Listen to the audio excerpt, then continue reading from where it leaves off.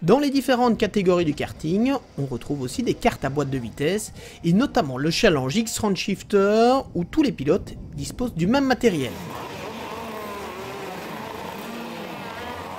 Surprise lors des essais, avec la pole position signée par le jeune Amaury Bonduel qui disputait sa première course dans la catégorie, et qui loupait quelque peu son départ, avant de récupérer le leadership dès le premier virage.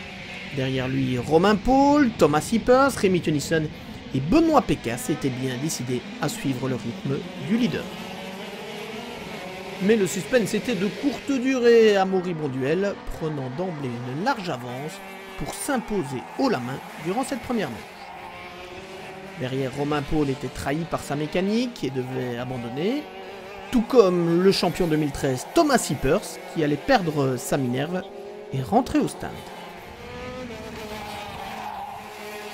Le malheur des uns faisant le bonheur des autres, la bagarre pour la deuxième position se résumait à une très belle lutte entre Rémi Tennyson, Benoît Pécasse et Geoffroy Danlois.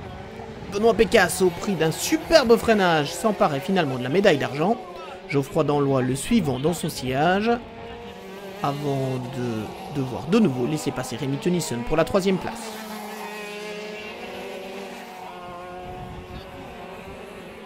Victoire donc d'Amaury Bonduel en solitaire dans la première manche, mais dans la deuxième course, le scénario allait être quelque peu différent. Certes, Amaury Bonduel prenait d'emblée le meilleur départ, mais cette fois, le pilote de BeZiTy ne parvenait pas à s'échapper.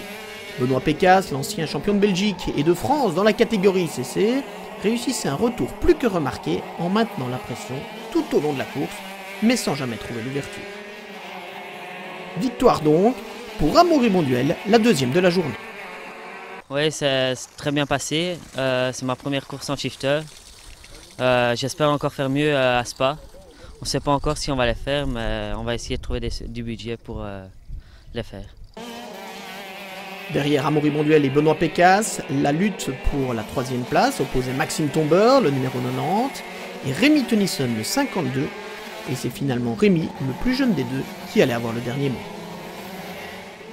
On note aussi la belle remontée de Thomas Sippers qui limitait les dégâts après son abandon de la première manche en marquant les points de la cinquième place.